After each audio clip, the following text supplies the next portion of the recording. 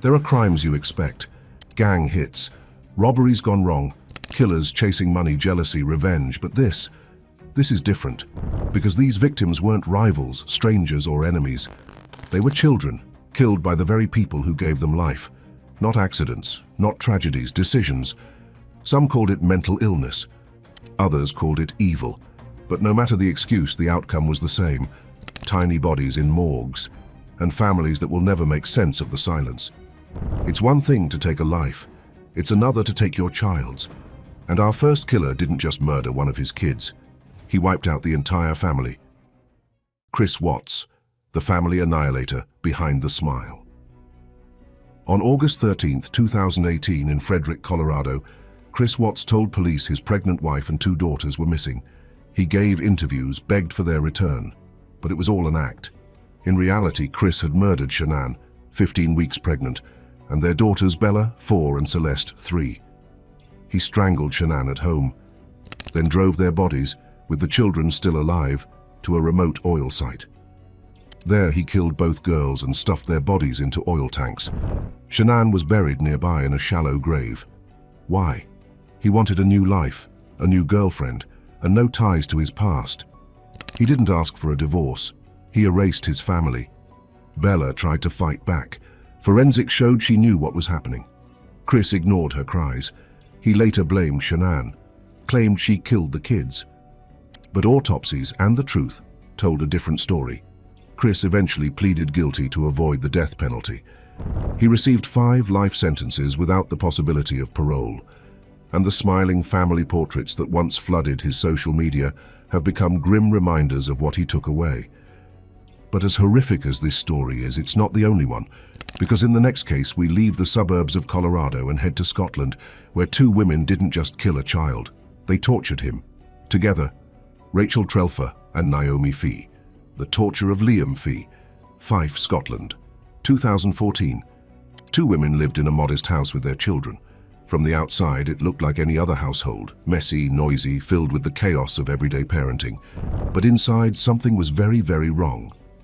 Rachel Trelfer, also known as Rachel Fee, and her civil partner, Naomi Fee, were raising 3 young boys. One of them was 2-year-old Liam Fee, Rachel's biological son. The others were boys they cared for, or rather, claimed to care for. Behind closed doors, this house wasn't a home. It was a prison. And for Liam, it became a chamber of torture. Liam was a bright-eyed toddler, small for his age but full of energy. In the hands of most parents, he would have been cherished. In the hands of Rachel and Naomi, he was disposable. For months, the couple subjected Liam to unimaginable abuse. He was locked in a cage made of baby gates, forced to sit for hours in his own urine, denied food, denied comfort, denied love. He was beaten, isolated, and humiliated. And then, one day, he was dead. Liam's body was found on March 22, 2014. He had suffered a heart rupture caused by severe blunt force trauma to the abdomen. A blow so violent it was likened to the force of a car crash. But that was just the final act. The autopsy revealed older injuries too: broken bones, bruises, cuts, even signs of restraint. This wasn't a sudden loss of control, it was systematic, routine. And if that weren't disturbing enough, Rachel and Naomi didn't stop at murder. They tried to cover it up by blaming one of the other children, another young boy under their care. They forced him to confess, convinced him it was his fault Liam had died. Imagine being a child, manipulated into believing you'd killed another. That's the level of cruelty we're dealing with. During the trial, the truth unfolded like a nightmare. Witnesses spoke of the constant screaming from the house, of Liam being described as evil by his own mother, of a home soaked in violence, both physical and psychological. Both women were convicted of murder and a long list of child abuse charges. Each was sentenced to life in prison, with a minimum of 23 and 24 years respectively. Liam Fee never had a chance. And for the boys who survived, the scars, both seen and unseen, will last a lifetime.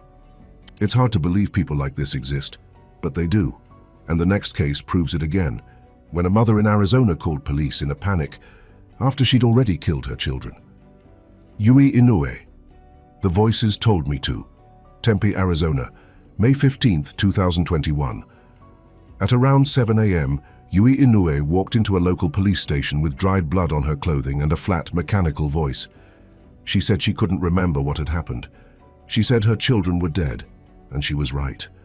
When officers rushed to the family's apartment, they found 2 children, ages 7 and 9, lying in bed covered in blankets. Both had been stabbed repeatedly. Neither showed signs of a struggle. It looked almost peaceful, except for the blood and the silence. The children were Yui's son and daughter, born in Japan, raised in Arizona, and murdered in their sleep by the person who was supposed to protect them. Yui Inoue was 40 years old. She had no previous criminal record, no documented history of violence. But in the months leading up to the murders, her life was unraveling fast. She and her husband were in the middle of a bitter divorce. There were custody disputes, accusations of infidelity, and growing reports of emotional instability. Just the night before the murders, police had been called to the house over a domestic dispute. No arrests were made, no children removed. Everyone stayed where they were. By morning, 2 of them were dead. Inoue told police she had heard voices, that the stress of the divorce had broken her, that her children would be better off dead. It was a familiar story. Mother loses control, claims delusions, blames the chaos around her. But what stood out most was how calculated it all was. The children were attacked while they slept. No resistance, no escape. She didn't call for help afterward. She didn't attempt suicide. She calmly drove herself to the station, told officers she had done something bad, and sat down to wait. Later, investigators found signs of planning, a note, a journal, evidence that Inoue had been spiraling for days, possibly longer. She was charged with 2 counts of first-degree murder and remains in custody awaiting trial. This wasn't a mother in a moment of madness. This was premeditation, cloaked in the language of mental illness. And while the courts may one day decide if Inoue was sane or not, the outcome remains the same. 2 children are gone, and no one saw it coming. But what happens when the killer doesn't act alone, and even dresses their daughters before they die? Charles Amon Mihayo, the father who dressed his daughters for death. Easter Sunday, 2014, Melbourne, Australia. While families hunted chocolate eggs, Charles Amon Mihayo dressed his daughters, Savannah, 4, and Indiana, 3, in white lace dresses. He brushed their hair, told them they were playing a game. Then he led them to the bathroom and smothered them. No fight, no noise, just 2 little girls killed by the man they trusted most. Why? Because Mihayo was angry. Caught in a custody battle with his ex-wife, feeling powerless and rejected, he decided to take control in the most horrific way imaginable, by taking their children away forever. And he didn't act in a fit of rage. He planned it, searched online for drowning times, rehearsed it in his head, even recorded part of it on his phone. The crime was cold, methodical, and completely unforgivable. Mihayo pled guilty to murder and was sentenced to life in prison with no chance of parole. He didn't just kill to hurt, he killed to punish. And the next mother on this list did the exact same thing, but with knives. Amy Hebert, the mother who wanted revenge. It was the first day of school, August 20th, 2007, in the quiet town of Matthews, Louisiana. But for the Hebert family, there would be no backpacks, no drop-off lines, no first-day photos. Instead, police walked into a house soaked in blood. Inside, they found 2 children, Camille, 9, and Braxton, 7, stabbed multiple times in their beds. Their mother, Amy Hebert, was lying nearby with self-inflicted wounds, still alive. She left behind letters, diaries, and a message no one could forget. Amy had killed her kids to punish her ex-husband. She couldn't handle the divorce. She couldn't accept that he had moved on with another woman. And in her mind, the only way to hurt him was to take away what he loved most. So she waited until the children were asleep, then stabbed them over and over. Camille, her daughter, had 30 wounds. Braxton had 28. When she was done, Amy tried to take her own life, but survived. At trial, she didn't deny what she did. She just claimed she had snapped, that depression had swallowed her whole, that she believed death would reunite them all. The jury didn't buy it. She was convicted of 2 counts of first-degree murder and sentenced to life without parole. Amy Hebert didn't kill because she was overwhelmed. She killed to make someone else suffer. But she's not the only one who turned pain into punishment. Another mother lit the match and watched her son burn. Christy Michelle Scott, fire and a false alibi. On August 16, 2008, in Russellville, Alabama, a house fire ripped through a quiet neighborhood just before dawn. Firefighters arrived to find a home engulfed in flames and a mother outside crying. Inside, her 6-year-old son Mason was dead. Christy Scott told investigators she had no idea what happened. She said she'd checked on Mason just minutes before the fire started, that everything had seemed fine. But something felt off. She had no visible burns, no soot on her face, and her story started to crack almost immediately. It turned out Christy had recently taken out a $100,000 life insurance policy on Mason, just days before the fire. And when investigators dug deeper, what they found was chilling. Traces of accelerants in multiple rooms, a mattress soaked in gasoline, burn patterns pointing to arson. Christy had set the fire while her son slept. And the motive? Money and resentment.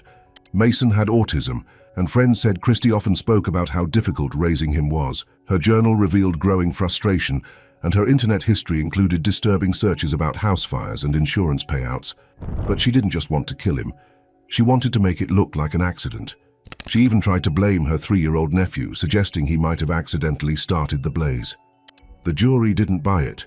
Christy Michelle Scott was convicted of capital murder and sentenced to death. She's one of the few women on Alabama's death row, a mother who turned her son's bedroom into a crime scene and thought no one would notice. But when it comes to hiding a murder, some go even further, like the next woman who claimed she didn't even know her child was on fire. Nicole Diaz, the mother who said she didn't hear her son burn. In 2003, a house fire broke out in Elyria, Ohio. By the time firefighters arrived, the home was engulfed. Inside, they found the body of a 4-year-old boy, Jacob Dyer, burned beyond recognition. His mother, Nicole Diaz, had escaped unharmed. She told police she didn't know what happened, claimed she had left the house for just a few minutes, that she came back to find it in flames, that she had no idea her son was inside. But the evidence told a different story. Jacob hadn't died from smoke inhalation. He had been drugged, sedated with painkillers, before the fire started. He was unconscious when the flames consumed him, and there were no signs he had moved, screamed, or tried to escape. Nicole had also been researching house fires in the weeks leading up to the incident, and she had a motive. She had recently inherited a large sum of money from a previous lawsuit over burns Jacob suffered as a baby, money that had been set aside for his care. But with Jacob gone, she'd have full access. Investigators found that the fire had been intentionally set in Jacob's bedroom. And despite her claims of panic, Nicole showed no signs of smoke exposure, no injuries, no soot in her nose or throat. It didn't take long for the story to fall apart. She was arrested, charged, and eventually convicted of aggravated murder and arson. Nicole Diaz was sentenced to death, though her sentence was later commuted to life without parole. She still maintains her innocence. But the facts remain. Jacob was drugged, he was burned alive, and the person who should have saved him lit the match instead. What's worse than that? Maybe a mother who drowns her daughters and then dresses them up for burial. Elaine Campione, the mother who dressed her daughters for their funeral. October 2006, Barrie, Ontario. Elaine Campione was in the middle of a custody battle with her ex-husband. The split had been bitter. Accusations flew on both sides. Mental illness, emotional abuse, instability, but no one expected what came next. Police were called to her apartment after she failed to appear in court.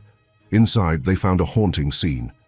2 young girls, Serena, 3, and Sophia, 19 months, lay side by side in their pajamas, carefully posed as if sleeping. They had been drowned in the bathtub.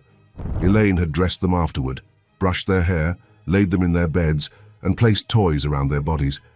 Then she recorded a video. In it, she spoke to her ex-husband, told him he didn't win, that he couldn't have the girls, that now they were safe with her. She framed it as love, protection. But what it really was revenge, a calculated, chilling act designed to devastate. Elaine tried to take her own life afterward but survived. In court, her defense argued severe mental illness. Psychologists described delusions, paranoia, and a total break from reality. But the prosecution didn't see a psychotic break. They saw planning, control, intent. In 2010, Elaine Campione was convicted of 2 counts of first-degree murder and sentenced to life in prison with no chance of parole for 25 years. The courtroom was silent as the verdict was read. Not because it was shocking, but because everyone knew those little girls never had a chance. Next, we look at another mother who claimed to be overwhelmed, but showed no mercy when she pulled the trigger. Diane Downs, the mother who shot her children, Springfield, Oregon. May 19, 1983. Diane Downs drove up to a hospital emergency bay, honking frantically. Her car was soaked in blood. In the back seat were her 3 children, shot at close range. One was already dead. The other 2 were barely clinging to life. Diane told police she'd been driving on a deserted road when a bushy-haired stranger flagged her down, demanded her car, and opened fire when she refused. It sounded like the setup for a horror movie, but something was off. She had a gunshot wound on her arm, just a graze, and while her children were fighting for their lives, Diane was oddly calm. She flirted with the paramedics, smiled for the cameras, gave interviews filled with strange, rambling details.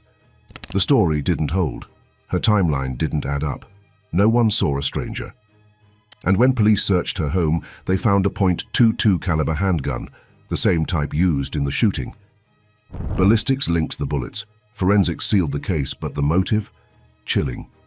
Diane was obsessed with a married man who didn't want kids, so she tried to erase them, one by one. She shot Cheryl 7, Danny 3, and Christy 8. Cheryl died. Danny was left paralyzed. Christy, despite a stroke, survived and testified against her own mother. In 1984, Diane Downs was convicted of murder and attempted murder. She was sentenced to life plus 50 years. She never showed remorse, never apologized. In fact, she escaped prison once, was free for 10 days before being recaptured. Today, she remains behind bars, still claiming it wasn't her. But even monsters wear smiles, and Diane Downs wore hers the whole way to trial. And now, let's talk about another mother who wore a smile too, right before she confessed to killing her children, 3 separate times. Maxine Robinson, the serial confession. For years, everyone thought Maxine Robinson was cursed. 3 of her babies died, one after another, all before their first birthday. Doctors called it sudden infant death syndrome. Neighbors brought flowers. The community mourned, and Maxine cried with them. But behind her tears was a secret. She hadn't lost her children. She had murdered them. Her first baby died in 1989, then another in 1991, a third in 1993. Each time the cause of death was listed as SIDS, unexplained, heartbreaking and sadly not unheard of. But 3 deaths in one family? Even then no alarms were raised. Maxine played the grieving mother perfectly. There were no bruises, no signs of struggle, no suspicions. She buried each child with sympathy from everyone around her. And then she moved on. It wasn't until 2004, over a decade later, that the truth finally surfaced. Maxine had been arrested in connection with an unrelated assault case. During a police interview, seemingly out of nowhere, she admitted to killing her children, said she couldn't carry the guilt anymore. She described how she'd smothered them in their sleep. No rage, no panic, just silence. She didn't break down, didn't cry. She simply told the truth, as if it had been waiting to escape. Authorities were stunned. No forensic evidence remained. No investigation had ever been opened. All they had was her word, and it was enough. She was charged with 3 counts of murder and sentenced to life in prison. Her case would go on to change UK policy on unexplained infant deaths. Now, multiple losses in the same family trigger deeper reviews, because Maxine proved that sometimes the tragedy isn't random, it's rehearsed. And while her crimes were quiet, the next ones were anything but. Because what Felicia and Joshua Gross did to a little boy in Florida left even seasoned investigators shaken. Felicia and Joshua Gross, the cage and the beating. It started with 911, a call from Felicia Gross reporting that her boyfriend's son, 10-year-old Dominic, was unresponsive. She said he had fallen, that he had a seizure, that something was wrong. But when paramedics arrived, they saw the truth. Dominic's body was covered in bruises, abrasions, and burns. His limbs were swollen, his face battered. He wasn't breathing. And when they searched the house, they found a makeshift cage in the bedroom, wooden boards, wire mesh, a padlock. This wasn't a fall, it was torture. Felicia Gross and her husband Joshua, Dominic's biological father, had turned their home in Florida into a prison. For months they had been abusing the boy, beating him with belts, starving him, forcing him to sleep in the cage like an animal. He wasn't allowed to eat with the family, wasn't allowed to use the bathroom. Every part of his life was controlled and punished, and no one stepped in. Neighbors heard yelling but assumed it was just a strict household. Teachers had concerns, but the signs weren't enough. Child services had been alerted once, but the case was closed. Then Dominic died. The medical examiner called it blunt force trauma to the head and abdomen. His injuries were so severe it was clear he'd been dying slowly over several days. In court, both Felicia and Joshua denied it, blamed each other, claimed Dominic was unruly and hard to manage. But the photos, the cage, the autopsy, they told the real story. Both were found guilty of murder, child abuse and neglect. Both were sentenced to life in prison. And Dominic's name became one more added to the list of children failed by everyone. The system, the adults around him, and most of all, his own father. But this kind of horror wasn't new. In fact, there was a woman who did it again and again, and still managed to convince doctors each death was natural. Mary Beth Tinning, the mother who kept burying her babies. Between 1972 and 1985, Mary Beth Tinning lost 9 children. 9, each one died young, some in infancy, some as toddlers. The causes of death were vague: seizures, pneumonia, cardiac arrest, even undetermined. Friends and neighbors pitied her. Doctors blamed bad luck. No one could imagine a mother killing her own children, so they never asked. But behind closed doors in Schenectady, New York, Mary Beth was quietly getting away with murder. She smothered them, one by one, no bruises, no weapons, just a pillow or her bare hands. And each time she planned the funeral, cried at the service, accepted sympathy, then did it again.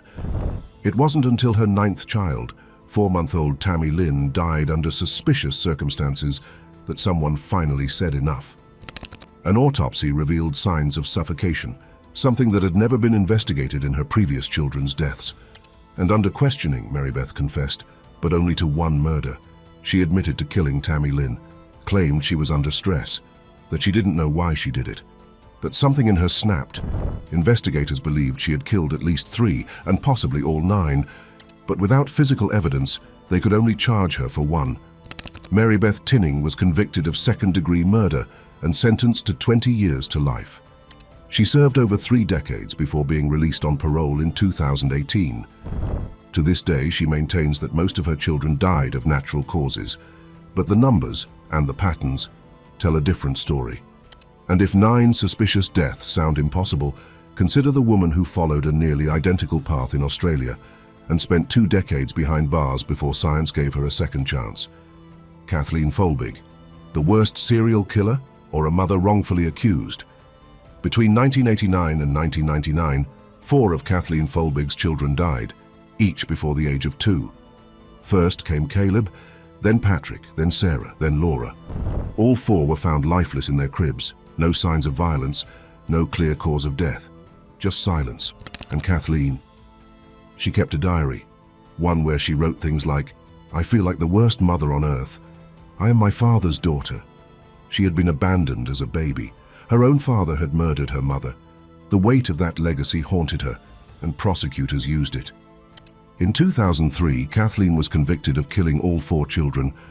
They claimed the odds of 4 unexplained infant deaths in one family were astronomical, that her diary showed guilt, that no natural cause could explain it. She was sentenced to 40 years in prison, but scientists weren't convinced. Years later, new genetic research found that Kathleen's daughters had a rare gene mutation, CALM2, that could cause sudden cardiac death in infants. Her sons had separate conditions that could also explain their deaths. Suddenly her guilt wasn't so certain. After years of campaigning by scientists, lawyers and supporters, the case was re-examined. In 2023, her convictions were overturned. Kathleen Folbig was released after 20 years behind bars. So, was she a murderer or a mother crushed by coincidence and grief? The debate still rages on, but our next case leaves no room for doubt. Because the man you're about to meet didn't just murder his entire family. He vanished for 18 years before anyone found out. John List, the man who erased his family, then disappeared. November 9, 1971, Westfield, New Jersey. John List kissed his wife goodbye. Then he shot her in the head. He walked upstairs, did the same to his mother, then waited patiently for his children, one by one, as they returned home from school. He killed them too, all 5 family members, gone within hours. Then John cleaned up, turned off the lights, set the thermostat low to slow decomposition, and wrote a 5-page letter to his pastor explaining why. He said the world was becoming evil, that he couldn't watch his family drift into sin, poverty, and failure, that killing them was the only way to save their souls. Then he disappeared. For 18 years, no one knew where he went. The mansion sat empty. The bodies weren't found for nearly a month. List had cut himself out of every photo in the house, leaving police with no current image to work from. He could have vanished forever. But in 1989, his case was featured on America's Most Wanted. A forensic sculptor created an age-progressed bust of what John List might look like. It worked. Someone recognized him in Colorado, living under a new name, remarried, active in church. He'd rebuilt his life like nothing ever happened. He was arrested, extradited, and convicted of 5 counts of murder, sentenced to 5 consecutive life terms. John List died in prison in 2008, never expressing remorse. He planned the murders like a business transaction, rational, precise, no second thoughts. And he might have gotten away with it, if not for a television show. But while John List erased his family and ran, the next case is even more disturbing, because it involves a child who begged for help and a system that ignored her until it was too late. Phoebe Veitch, the baby who was heard, but not saved. In 1992, in Wanganui, New Zealand, 2-year-old Phoebe Veitch was found dead in her own home. Her tiny body told the whole story: bruises, fractures, broken bones in various stages of healing, a crushed liver, blunt force trauma to the head. It wasn't a sudden death, it was torture, and the person responsible? Her mother, Antoinette Veitch. Over a period of months, Antoinette systematically abused her daughter, beat her, starved her, isolated her. All while friends, neighbors, and even social workers saw the warning signs. Phoebe had visible bruises. She limped. She cried. At one point, a nurse even reported that she seemed terrified of her mother. But somehow no action was taken. When Phoebe was finally taken to the hospital, she was unconscious. Doctors tried to save her, but it was too late. She died the next day. The public outrage was immediate, not just at the killer, but at the system. How had so many people seen the signs and done nothing? Antoinette Veitch was convicted of manslaughter and sentenced to just 6 years in prison. She served barely half of it. Phoebe's case became a rallying cry in New Zealand, fueling reforms in child protection laws and mandatory reporting. But none of that would bring her back. She was 2 years old. She begged for help with every bruise, every glance, every tear. And no one listened. Parents are meant to protect, but in these stories they became executioners, trading love for control and innocence for violence. Some killed out of spite, others for money. A few for reasons we'll never understand, but all of them shattered the most sacred bond there is. And the children? They never stood a chance.